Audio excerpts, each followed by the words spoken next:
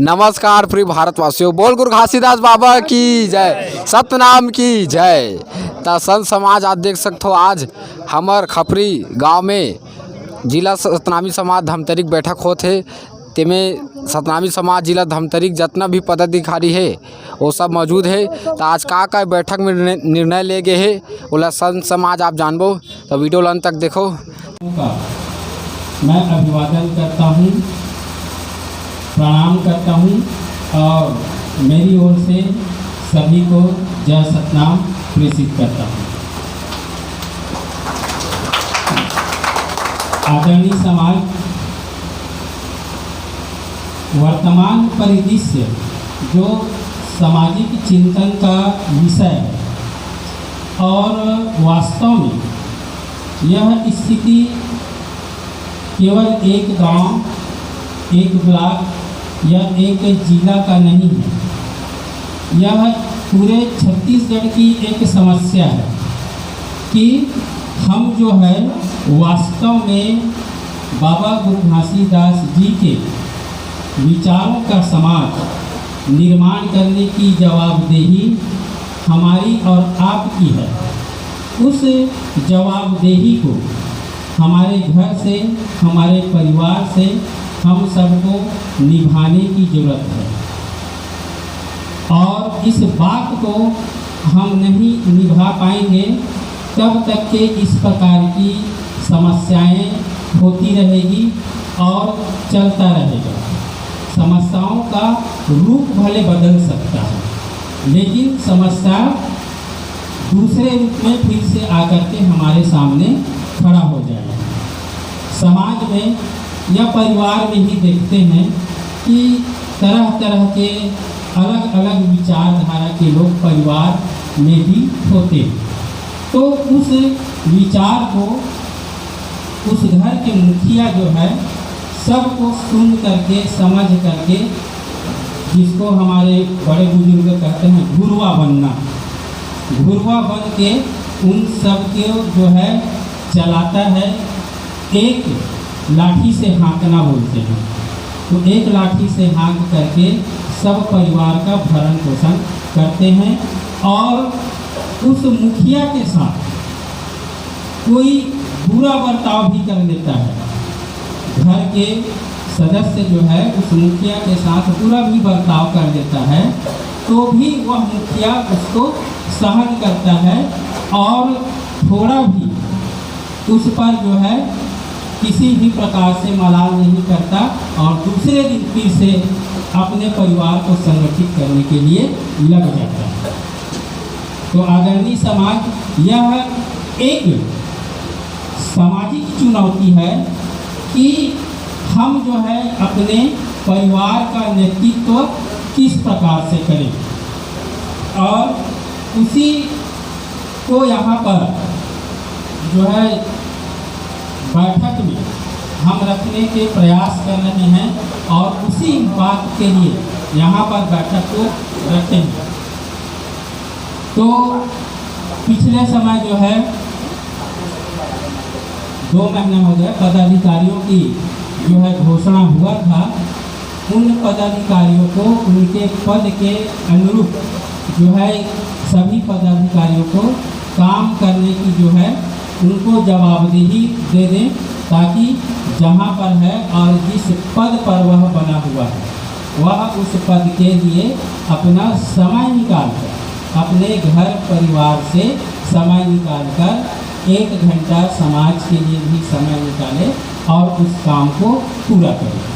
पिछले दिनों 10वीं और 12वीं के रिजल्ट खुला, तो रिजल्ट खुले उसमें हमारे बहुत सारे जो हैं क्या हुए, कोई फर्स्ट डिवीज़न आया, कोई थर्ड डिवीज़न आया, कोई सेकंड डिवीज़न आया, कोई अनुत्तीर्ण हो गया, कोई हो गया। तो जो फर्स्ट आया उस बच्चे का हम तो थपाते हैं, उसे प्रोत्साहित करते हैं और करना भी चाहिए, लेकिन सबसे ज़्यादा ज़रूरत उन बच्चों की होती है जो है पूरक आया है, जो अनुत्तीर्ण हो। तो ऐसे बच्चों को भी माता पिता प्रोत्साहित करें, उन्हें आगे बढ़ने के लिए उनकी विचारों को जो है समझे और फिर से उसे मेहनत करने के लिए प्रेरित करें। उसे डांटे ना और उसकी हौसला अफजाई करें, क्योंकि बहुत से बच्चे ऐसे होते हैं जिनकी प्रतिभा जो है किसी एक में ना होकर के दूसरे में, और उस प्रतिभा को हमको निखारने की जरूरत है, संवारने की जरूरत महसूस होती है। कोई बच्चा जो है कमज़ोर नहीं होता, कोई बच्चा जो है होशियार नहीं होता, बहुत सारे परिवेश और परिस्थिति भी उनको बना देती है। मैं देखा एकदम और हमारे होता है कि उनके विचार के समाज निर्माण करना है, तो हम अपने आप को उनके द्वारा बताए रास्ते पर चलने का प्रयास करें और लोगों को भी, अपने जैसे लोगों को भी बनाने का प्रयास करें। यही मेरे नज़र में सामाजिक काम है, और इस सामाजिक काम की जवाबदेही एक एक व्यक्ति जब तक के नहीं लेगा तब तक के यह बाबा गुरु घासीदास जी और हमारे उन तमाम पुरखों का सपना जो है अधूरा का अधूरा रहेगा। तो यहाँ पर 7 बिंदु हम बैठक के लिए रखे हैं कि पदाधिकारियों को जो है एक जवाबदेही देना है कि आप जो है जिस क्षेत्र में आपकी कुशलता है उस क्षेत्र में आप जो है काम को आगे बढ़ाएं, और इसकी जो है पदाधिकारियों की एक बैठक, इसके बाद में पदाधिकारियों की एक विशेष बैठक जिसमें पदाधिकारी बस होंगे उसको बुलाएंगे और उसको काम सौंपेंगे, अर्थात काम का बंटवारा देंगे, ताकि ज़्यादा लोग मिल करके करेंगे तो वह काम सरलता से जल्दी हो जाएगी। दूसरा बात है कि अभी 10वीं 12वीं की जो रिजल्ट खुला उस समय 80% या 80% के ऊपर वाले जो विद्यार्थी हैं उन विद्यार्थियों को जो है हमको सम्मानित करना है, पीठ थपथपाना है उनकी कि चलो आगे बढ़ो, कम से कम हम आपके पीछे में खड़े हैं।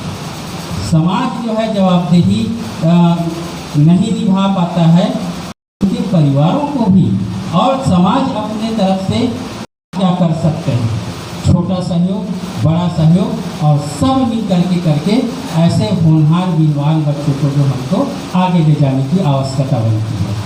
तो जो बहुत सारे गांव के मेरे साथी, मेरे बड़े बुजुर्ग युवा साथी लोग आए हुए हैं, उन साथियों से अनुरोध करूंगा, निवेदन करूंगा कि अभी कुछ जो है गांव का मेरे पास सूची भेजते हैं लोग, जो है जिस गांव के जो बच्चे हैं वो 80% या 80% से ऊपर आए हैं, तो वो व्हाट्सएप के जरिए नाम, पता और जो अभी इंटरनेट से जो निकला है उसकी जो है फोटोकॉपी व्हाट्सएप में डाल देते हैं। तो उनको हम जो है इकट्ठा कर रहे हैं। तो आप सबको एक काम देना चाहता हूँ कि आप लोग जो है जिस गांव से, अलग अलग गांव से सब आए हैं, तो 80% या 80% से ऊपर के जो बच्चे हैं उनकी सूची जो है फ़ोन में भी बता सकते हैं, बच्चे के नाम, पिता का नाम, कौन से कक्षा, और दूसरा कि उन बच्चों के जो नाम साथ व्हाट्सएप में लिख करके हमारे नंबर पर भी भेज सकते हैं, सचिव के नंबर पर भी भेज सकते हैं, या अपने ब्लॉक अध्यक्ष, ब्लॉक सचिव के माध्यम से भेज सकते हैं, या अपने गांव के जो भंडारी हैं, छड़ीदार है, भखारी है, इनकी जो है के माध्यम से भी भेजा जा सकता है। आदरणीय समाज, तो इसको हमको एक जिम्मेदारी की तरह, गांव के जो प्रमुख जन आए हैं उनको प्रणाम करता हूँ, एक जिम्मेदारी के रूप में लेते हुए इसको जो है जल्द कि हम जो है अगले कर सकें। तो यही हमारा जो है अगले कार्यक्रम की रूपरेखा होगा। बाबा गुरु घासीदास जी विद्या सम्मान, इसको धमतरी जिला में पहली बार शुरू करने जा रहे हैं, होनहार बच्चों को प्रोत्साहन देने के लिए। और मेरी एक बहुत ही इच्छा है कि ऐसे बच्चे जो हमारे गांव का ही एक उदाहरण है, वो कबड्डी खेल को में बहुत ही ज़बरदस्त लड़का था और गनीमत कहा जाए कि उसके पिताजी जो है पहले से ख़त्म हो चुके थे। उसके बाद में उसकी माँ अपने माँ के साथ रहती थी वह, और उनका भरण पोषण हो रहा था। मैं उस समय कक्षा दूसरी में पढ़ रहा था। बहुत दर्दनाक घटना हुई और उस बच्चे को उसी समय पता चलता है स्कूल में ही कि खेत में उसकी माँ जो है लकड़ी काटने गई थी, वह खेत में ही ख़त्म हो गया है। उस समय वह बच्चा 8वीं कक्षा में था। अब उसके घर में ना माता रहा ना पिता रहा। अब उस बच्चे को कौन देखेगा, कौन भरण पोषण करेगा? यकीन मानिए कि आप जो गांव में या फिर शहरों में जो बस स्टेशन, रेलवे स्टेशन में जो मांगने वाले देखते हैं भाई, उनका भी कोई ना कोई परिवार होता है, रिश्तेदार होता है। जब परिस्थिति खराब हो जाती है, उनके रिश्तेदार उसको देख करके भी अनदेखा कर देते हैं, अर्थात उस भीख मांगने वाले व्यक्ति का कोई रिश्तेदार नहीं होता।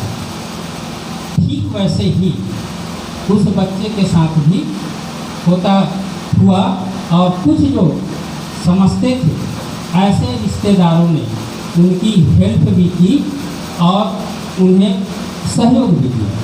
तो ग्राम पंचायत के सरपंच के द्वारा, उस समय जो वर्तमान में सरपंच थे, उसे बिजली के बटन को चालू करने और बंद करने का काम दिया। गली लाइट है और जो नल जल योजना चल रहा था हमारे गांव में पहले से था, उसको बंद करने और चालू करने का काम दिया और उसके एवज में उसे पैसे दे करके भरण पोषण किया।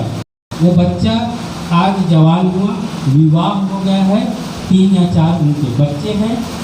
और अगर इस प्रकार से बच्चों को उनकी प्रतिभा के अनुरूप भरण पोषण के साथ में ऐसे बच्चों को हम जो है अगर सामाजिक प्रोत्साहन मिलता, ग्राम से प्रोत्साहन मिलता और प्रशासनिक प्रोत्साहन ला करके उस बच्चे तक हम पहुंचा देते, तो यकीन मानिए मैं दिल से कहता हूँ कि वह बच्चा आज राष्ट्रीय अंतर्राष्ट्रीय का खिलाड़ी था। तो ये बात को इसलिए कह रहा हूँ और बड़ी जवाबदेही और जिम्मेदारी से कह रहा हूँ कि इस प्रकार की सामाजिक प्रतिभा हमारे गाँव में भरी है, जो अभाव के कारण और बहुत खराब कंडीशन के कारण वो मजदूर बन जाता है और कई प्रतिभाएं ऐसे ही मर जाती हैं। और उस प्रतिभा को हमको और आपकी जवाबदेही है कि थोड़ा थोड़ा उनकी घड़ा को भर करके ऐसे प्रतिभाओं को हम ऊपर उठाएं। ये समाज के नाम होगा, उस गांव का नाम होगा और इससे जब वह अपने पैरों में खड़ा होगा तो ऐसे लोग ही समाज को संगठित कर सच को सच के ही समान कहने का साहस पैदा करेगा। तो ये चीज़ हमको आज कहने की, लोगों को समझाने की आवश्यकता है। और जो कैरियर गाइड शिविर अभी धमतरी जिला में सामाजिक बहुत समाजों के द्वारा लगाया जा रहा है, उसके कुछ शिविरों में मैं भी सम्मिलित हुआ और मुझे बहुत प्रसन्नता भी हुई कि हम जो अपने पास सोचते हैं, अगर कोई पड़ोसी कर रहा है तो जाति, धर्म, लिंग भेद, वंश से ऊपर उठ करके वहाँ पर अपनी जितनी हो सके सेवा दें, अपने बच्चों को भी वहाँ जा कर के बैठा दें और वहाँ के ज्ञान को अपने बच्चे को भी अर्जित करवाएं। यही सामाजिकता, सहभागिता के गुण हैं। तो हमको जो है बजट योजना पर बहुत 3-4 कार्यशाला धमतरी जिला में कोरोना काल के पहले हम लोग आयोजित किए थे 4 कार्यशाला। तो बजट के ऊपर और कार्यशाला लगाने की इच्छा है और यह बजट कार्यशाला जो है सालाना जो बजट आती है उन योजनाओं को SC ST साथियों तक हम कैसे ज़्यादा से ज़्यादा ले जाएं, इस पर हमको काम करने की आवश्यकता महसूस होती है। क्यों? क्योंकि कोरोना काल के पहले अभी कितना बजट आया है ये मुझे जानकारी नहीं है। कोरोना काल के पहले ST के लिए 168 करोड़ के आसपास आया था और SC के लिए 4 करोड़ की राशि आई थी। तो उसमें जो है कमरा नंबर 48, कमरा नंबर 60 और कमरा नंबर शायद 61 ये कहाँ जो है स्वरोजगार सीजन का कार्यक्रम होता है, वहाँ पे जा कर के आवेदन करके अपने वो कर सकते हैं। कहाँ पर दिक्कत आती है? बैंकों में। बैंक में जब आवेदन वहाँ पे आता है तो बहुत सारी जो परेशानियाँ होती है, तो वो जो परेशानियों को सुलझाने के लिए एक राज्य स्तर पर टीम बनाई जा रही है। वह टीम में जो बैंकरों के साथ एक बैठक करने की योजना है ताकि हम सरलता से ज़रूरतमंदों को किस प्रकार से जो है ऋण उपलब्ध करा सके और उस ऋण का लाभ लेकर के वह अपने खुद का निजी व्यवसाय कैसे शुरू करे। तो इस पर जो है जल्दी से एक कार्यशाला हम लगाना चाहते हैं। तो कार्यशाला की घोषणा होगी, चाहे व्हाट्सएप के माध्यम से हो, चाहे अन्य किसी माध्यम से हो। तो आप सबसे निवेदन है कि जैसे भी यह सूचना प्रसारित होती है तो आप अपने पड़ोसी को भी बताने का काम करें और अपने जो युवा पीढ़ी हैं, बच्चे हैं, उन्हें जो है इस रोजगार मार्गदर्शन जो शिविर ST की जो कार्यशाला होगी वहाँ तक पहुँचाने में सहयोग करेंगे। दूसरा जो है अभी वर्तमान में 10वीं और 12वीं का रिजल्ट खुला है। तो बहुत से बच्चे और बहुत से गांव के बच्चे यह कंफ्यूजन में रहते हैं कि 10वीं के बाद कौन से सब्जेक्ट का हम चयन करें और 12वीं के बाद हम कौन से क्षेत्रों को हम जो है ले जाएं कि हमारी रोजी रोटी का साधन पुख्ता हो सके। ये बहुत ही काम की बातें हैं और इसको जो है पालक आए हैं, मेरे युवा साथी आए हैं, वो थोड़ा ध्यान देंगे कि 10वीं के बाद हमको कौन से विषय का चयन करना है और 12वीं के बाद में हमको कौन से फील्ड में जो है काम करने के लिए जाना है, सब्जेक्ट लेकर के पढ़ाई करनी है। इस पर जो है हमारी कार्यशाला का एक आयोजन करने की योजना बन रही है और इस योजना में जब भी आपको जो है सूचना मिले और हम अगर इस पर जब हम जो है अभी तक बैठक जो होती है उसमें मुद्दों क्या चीज़ के लिए बैठक बुलाया है, हाँ उसी में बात करो और उसके बाद में वो बैठक समाप्त कर उसके बाद में हम लोग अपने घर चले जाते हैं। बात जो है कहाँ से शुरुआत हो और उस बात को करने से आज हमारे सामने क्या लाभ होने वाला है और उस बात को हम कितने अंगीकार कर सकते हैं, इस पर जो है आज समझ बनाने की एक पहल के रूप में यह है। तो बाबा गुरु घासीदास जी की जो है यहाँ पर वो जो लगा हुआ है 42 वाणी, तो ये वाणी इसलिए दिनेश भाई का बहुत बहुत धन्यवाद देना चाहूँगा। धमतरी ग्रामीण अध्यक्ष हैं दिनेश्वर भाई जी, और ये 42 वाणी को जो है यहाँ पर और कुछ वाणियों को जोड़ करके उसमें लिखे हैं। तो ये इसलिए लिखे हैं कि एक बुजुर्ग है, वो मुझे अक्सर बचपन से कहा करते थे कि देख दे दिखा दे, हो सके तो रत्ता बता दे, माने चाहे मत माने वो करता हूँ।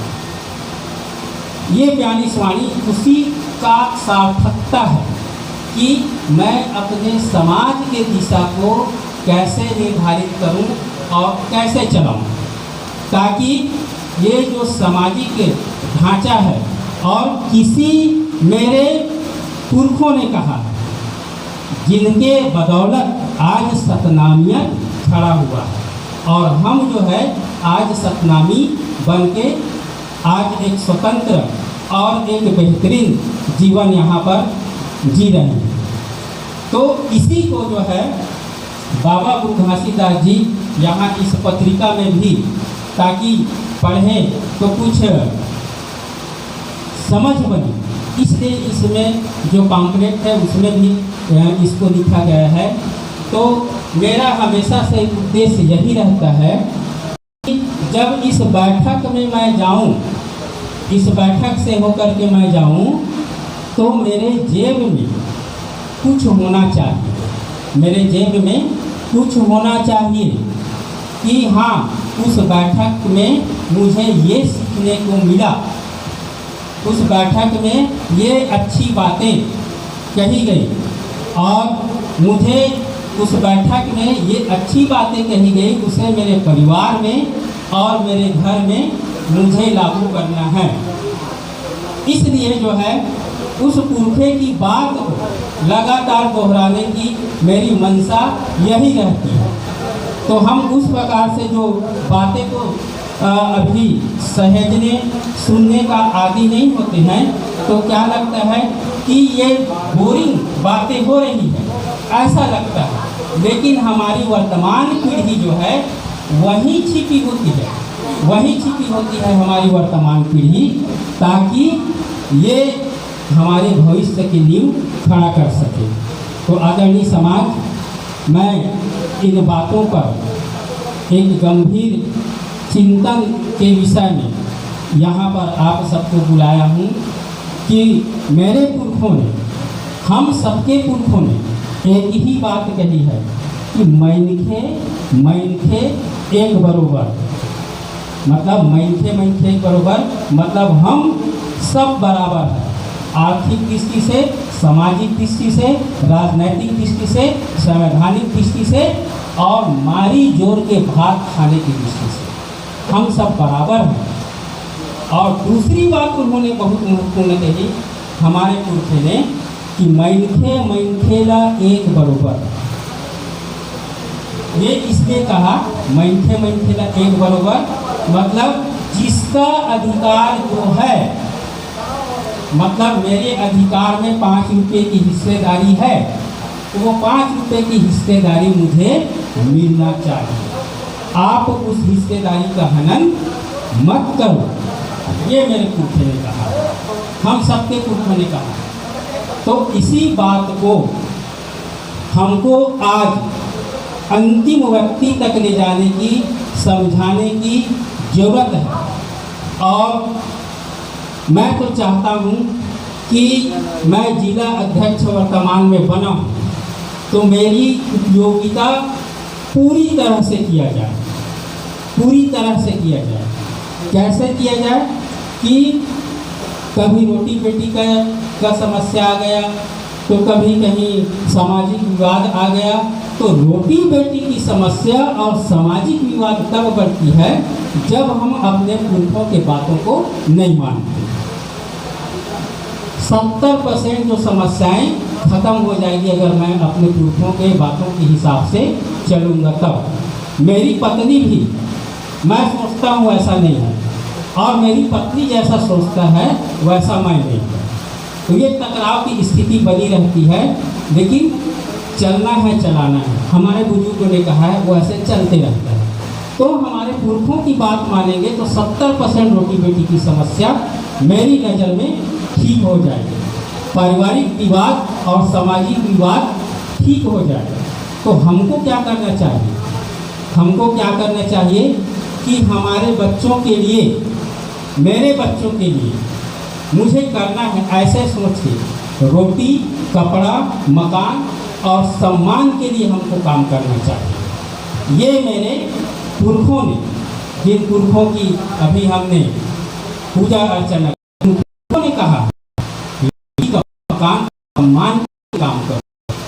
तो ये इन बातों को हमको आज समझ करके सुनता बनाने की ज़रूरत है, समझाने की ज़रूरत है। तो मेरी आपसे निवेदन है कि 10वीं 12वीं के जो बच्चे हैं उनके अपने गांव में जवाबदेही लेकर के भेजेंगे। दूसरा कि मेरी दोहन करो, मैं इस बैठक में जिम्मेदारी से बोल रहा हूं कि आपने हमें जिला अध्यक्ष और वोट डाल के बनाया है, तो हमारा दोहन भी करना सीखिए। दोहन करो, कैसे दोहन करो? आप जो है इस रोटी बेटी के झगड़ा कभी कभी आता है, पारिवारिक विवाद कभी कभी आता है, तो गांव में हम जो है बाबा गुरु घासीदास विचार मंच के नाम से चलो गांव की ओर एक प्रोजेक्ट पर काम करना चाहते हैं। चलो गांव की ओर एक प्रोजेक्ट पर हम काम करना चाहते हैं, जिसमें आर्थिक, संवैधानिक और पारिवारिक और हमारे जो पुरखे ने हमें क्या सीख दी है उसको गांव के अंतिम व्यक्ति तक ले जाने की हमारा इच्छा है, इरादा है। तो जो भी गांव वाले तैयार होंगे उसके साथ हम जो है शाम को या फिर जिस दिन समय निर्धारित होगा उस दिन हम निर्धारित करके इन बातों को चर्चा करने के लिए हमारे विद्वान जो साथी हैं उनके साथ आपके गांव में 2-4 लोग आएंगे। ऐसे ही हॉल में बिना पानी, बिना चाय के, पानी पिला सकते हैं भाई, तो बिना चाय पानी के निःशुल्क रूप से गांव का भवन रहता है, पंखा चलते रहती है, तो उन वहाँ पर हम बैठ के 2 घंटा इनको चर्चा के बिंदु में दें। यकीन मानिए, मैं यकीन दिलाता हूँ, अगर इस प्रोजेक्ट पर 1 साल काम करके देखिए, 1 साल ओनली, आपके गांव के हमारी जो है पारिवारिक स्थिति, सामाजिक स्थिति बदला सा नजर आएगा। क्योंकि वो पुरखे ने हमें सब कुछ दे दिया है, सब कुछ लिखित में दे दिया है, हम बस उस पर अमल नहीं कर रहे हैं, और अमल नहीं कर पाने के कारण हम जो है मुद्दा कोई दूसरा रहता है, बात कोई दूसरा हो जाती है। तो इनको जो है हम आगे बढ़ाएं। ये बैठक का आज का बिंदु है, सार है, जिसे मैंने अपनी शब्दों में अपने ढंग से रखने का प्रयास किया, और आप सब मुझे इतने देर से सुने उसके लिए मैं आभार व्यक्त करता हूँ। और मेरी बातों पर सही है, सच को सच कहना ही सच है ऐसा लगता है, तो आप अपने गांव में जो है हमारे सचिव महोदय हैं, अध्यक्ष हैं, हमारे ब्लॉक अध्यक्ष, सचिव साथी लोग आए हैं, उन सब के साथ में जिसको जैसे समय मिलेगा वैसे आएंगे, और हम इन बातों को, इन कामों को आपके साथ, आपके परिवार के साथ में करने की इच्छा व्यक्त करते हैं, ऐसा हम सोच रहे हैं। और आप सब जो है इसमें सहभागी बनेंगे, सहभागी होंगे, हमारे साथ देंगे, कंधे को मजबूत करेंगे। मैं अपने बच्चों के लिए एक बेहतर भविष्य लिखूंगा, ये सोच करके हमें सतनामी समाज में काम करने की महती आवश्यकता है। आदरणीय समाज, आप सब ने मुझे सुना, इसके लिए मैं आभार व्यक्त करता हूँ, धन्यवाद प्रेषित करता हूँ, जय सतनाम प्रेषित करता हूँ। और आप सब बड़े बुजुर्गों को मैं प्रणाम करता हूँ। धन्यवाद। उनके घरों में बैठ कर के हम लोग चाय पी रहे थे, उस समय इस बात का जिक्र किए थे कि जो है समाज को एक बांधने का बेहतर तरीका ये भी हो सकता है। तो उसी समय मेरे मन ने इस बात को स्वीकार कर लिया था, इसमें नो डाउट। और आप सबको इस बात को पढ़ के सुनाता हूँ और इसको जो है हम शामिल करने की इच्छा रखते हैं। कोई परेशानी नहीं है, बल्कि समाज जो है इससे मजबूत होगा। और इससे क्या होगा कि उस गांव में किसके यहाँ बेटी बड़ी हो गई है और शादी करना चाहता है, उस गांव के कौन बेटा परिवार शादी करना चाहता है, बड़ा हो गया है। भखारी समाज का एक महत्वपूर्ण पद हुआ करता था, अब उनको ही बनाने की जरूरत है। तो इसको मैं पढ़ रहा हूँ, आप सबको भी पसंद आएगा ये बात। आपसे निवेदन है कि हमारे सतनामी समाज में जो व्यक्ति समाज से छूट रहता है, वह व्यक्ति भी समाज के बिना अपने शादी ब्याह का कार्यक्रम कर लेता है तथा अनजाने में उसको लड़की मिल जाता है। इसलिए हमारे समाज में यह नियम बनाया जाए कि कोई व्यक्ति खोजने निकले तो सतनामी समाज में ग्रामीण अध्यक्ष भंडारी एवं साटीदार के हस्ताक्षर वाले प्रमाण पत्र लेकर जाए, ताकि यह पता चले कि वह व्यक्ति समाज से छूट है या सामाजिक व्यक्ति है। अतः यह नियम समाज, जिला एवं अन्य जिलों में लागू करने की आवश्यकता महसूस होती है।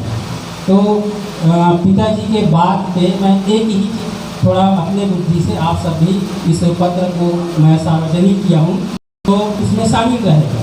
जैसे किसी कारण जो है तो हमारे में छूट का मतलब पौनी पास ऐसा नहीं हो, तो छूट का मत इससे है कि मेरे लड़के का या मेरी लड़की का मैं ब्याह करना चाह रहा हूँ, तो समाज में मैं आवेदन दूंगा, शायद उनके जरिए रिश्ता आ जाए कि मैं अपनी लड़की के लिए लड़का ढूंढ रहा हूँ और अपने लड़के के लिए लड़की ढूंढ रहा हूँ। तो इस पर जो है आवेदन जो है दिया जाए। इससे ये होगा कि गांव के लोग जो है जानेंगे कि फलाना अपने लड़का या लड़की की शादी करना जा रहा है और खोजते रहते हैं, कई बार पता नहीं चलता, तो वो भी एक उसमें सहभागी बन जाए। तो इसको जो है मैं उसी समय बोला था कि हाँ ये बहुत अच्छा चीज़ है, इसको करेंगे। तो उसमें मैं थोड़ा सा ये करेक्शन चाह रहा था, तो ये बात को सार्वजनिक किया गया है। और चतुर्वेदी भाई हमारे भाखारा ब्लॉक के उपाध्यक्ष जोशी जी और कुरुद ब्लॉक के सचिव चंदन साहब, आप सबका अभिनंदन है। बहुत सारे समाज के जो लोग हैं वो अलग अलग प्राइवेट जैसे हम गढ़ा देते हैं, लेकिन एक गांव में जय स्तंभ एक ही जगह होना चाहिए। ये हम गांव वाले लोग जो है निर्धारित करें। और पांघर चलते हैं गांव में, है ना, कि ज़्यादा जनसंख्या हो गया पांघर, कोई मन मुटाव हो गया पांघर, तो वो पांघर वाले का अलग जगथाम, तो हमारे पांघर वाले का अलग जगथाम। तो इस पांघर प्रथा को समाप्त करो। तो कई गांव में जनसंख्या ज़्यादा है, इस कारण से हम लोग पांघर हुए हैं। तो पांघर होने की आवश्यकता ही नहीं है, हमको मृत्यु भोज धीरे धीरे बंद करना, मृत्यु भोज धीरे धीरे बंद करना। और दूसरा, तो मृत्यु भोज को हम क्या देंगे, मृत्यु भोज को हम क्या देंगे कि उसके लिए जैसे मोक्ष मुक्ति इस टाइप के हमारे जो पूर्व जो बुजुर्ग है वो लोग सोचते हैं, और सही भी बात है, जब तक नहीं खिलाएंगे तो थोड़ा सा दिमाग में रहता है। तो 5-7 बच्चों को बैठा लीजिए या गांव के वरिष्ठ बुजुर्गों को बैठा लीजिए, 10-15 अपने इच्छा अनुसार, और उनको सादा दाल भात खिलाते हैं। और 1000-2000 3,000 जो भी राशि आप निर्धारित करें वो जो है सामाजिक कोष में जमा कर दें। जब बाबा गुरु घासीदास जी की जयंती 18 दिसंबर को होगी तो उस समय उसको क्या करें, एक दिन सामूहिक भोज, मतलब शाम के किसी के घर में चूल्हा ना जलाए और शाम को सब जो है वही बनाएं और खाएं। और उस गांव में आपकी शक्ति है, आप सामर्थ्य हैं, आपकी आर्थिक स्थिति थोड़ा ठीक है समाज की, तो उस गांव के अन्य जो समाज के लोग हैं उन्हें भी बुला कर दें। इससे क्या होगी, उस गांव में एक समाज से दूसरे समाज के प्रति आदर के भाव जगेंगे, भाईचारापन देगी। और हम जो मकसद चाह रहे हैं, जो कोचिंग सेंटर, पुस्तकालय, ऐसे चीज़ों की स्थापना करें। जब तक कि जैसे हमारे बुजुर्ग अभी कह रहे थे, भाई कह रहे थे कि 2-2 जिलाध्यक्ष हैं या क्यों हैं, प्रतिस्पर्धा का दौर चलता है ना, तब एक व्यक्ति दूसरे व्यक्ति से ज़्यादा दौड़ के आगे निकलना चाहता है। मेरी सोच छोटा हो या बड़ा हो, तो उस प्रतिस्पर्धा के दौर तब खत्म होगी जब समाज में शिक्षा आए, जब समाज में रोजगार आए, जब समाज जो है, चतुर्वेदी मेरा भाई है और चतुर्वेदी भी कहेगा भाव सिंह लहरे भी मेरा भाई है, और हम जो है एक ही जगह माड़ी जोड़ के भात खाएंगे, मितान पत्नी की सोचेंगे, तब आएगी। और ये कहाँ से आएगी, ये ओनली कर एक शिक्षा से आएगी। तो उस शिक्षा क्रांति को बाबा गुरु घासीदास जी की जयंती से हम शुरुआत कर सकते हैं। कंप्यूटर ला करके, वहाँ पुस्तकालय खोल करके, कोचिंग सेंटर खोल करके, और लोगों को विचारों को बता कर। बहुत सारे गांव में लगभग आज 5 साल हो गया, 3 साल ब्लॉक अध्यक्ष है, 1 साल जिलाध्यक्ष है, और ये 5वां साल शुरू हो गया है। 4-5 साल मेरी कार्यकाल का 5वां साल शुरू हो गया। अक्सर मैं देखा हूँ कि पंथी प्रतियोगिता होती रहती है और नेता को जैसे बुलाए रहते हैं, जो भी चंदा दिए रहते हैं, और उस समय कोई समाज का मुखिया जाता है तो उस मुखिया को दरकिनार कर दिया जाता है, क्योंकि सब वहाँ पे लीन होते हैं। और मुखिया क्या संबोधित करना चाह रहा है, बहुत सारे गांव में गया हूँ, ये दुख भी है और पीड़ा भी है, और मैं अपने लोगों को नहीं सुनाऊंगा तो मैं किसको सुनाऊंगा। ये पीड़ा भी है कि अरे वो गाना चली या पंथी गीत चली, वो जल्दी से बोलवा 5 मिनट में। तो मैं एक तो वो चीज़ किया कि जो मुझे बुलाएगा वो बाबा गुरु घासीदास जी जन कल्याण कोष के नाम से 1,000 रुपया या 500 रुपया मुझे देगा। इसके लिए समाज के लिए मैं उसी गांव में जाऊँगा, अन्यथा नहीं जाऊँगा। और दूसरा कि मुझे उस गांव में कम से कम आधा घंटा बोलने के लिए दिया जाए, तब मैं जाऊँगा। ये मैं जो फ़ोन करता है उसको मैं शर्त रखता हूँ। मैं देखा हूँ कि 2 मिनट, और 2 मिनट में 5 बार मंच में को चकने के लिए आ जाते हैं। क्यों? क्योंकि उसको नहीं वो पंथी भी सुनना है, महिलाएँ नाराज हो रही, बोल रही। आप जब विचार को नहीं सुनेंगे तब कहाँ से समाज बढ़ेगा। हम 1 घंटे 2 घंटे में विचार को सुनते रहते हैं, बोर हो जाते, अरे यार कहाँ लेक्चर दे रहा है। और उसी लेक्चर को सुन करके डॉक्टर, वकील, इंजीनियर, वैज्ञानिक, चिंतक बोलते हैं क्या हमारे बच्चे को उसी लेक्चर को सुनाना चाहते हैं क्या? तो मैं क्यों नहीं सुनना चाहता, मेरे बच्चे को क्यों नहीं सुनाना चाहता, मेरी पत्नी को मैं क्यों सुनाना नहीं चाहता। तो ये परिवर्तन कीजिए।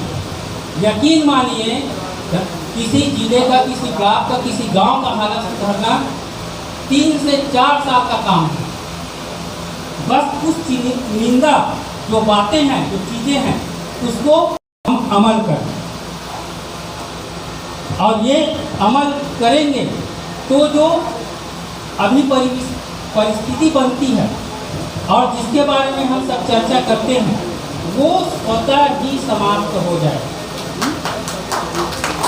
तो मैं फिर उसी बात को दोहरा रहा हूँ, आदरणीय हमारे पिताजी ने उस बात को उठाया तो उसी बात को मैं फिर दोहरा रहा हूँ कि मैं जिला कलेक्टर बना हूँ तो मेरा दोहन कीजिए, देश सचिव बना है तो इसका दोहन कीजिए। आप अपने गांव में बुलाइए तो सही, हमें सुनने के लिए तैयार तो होइए। मैं ये चाह रहा हूँ। धन्यवाद।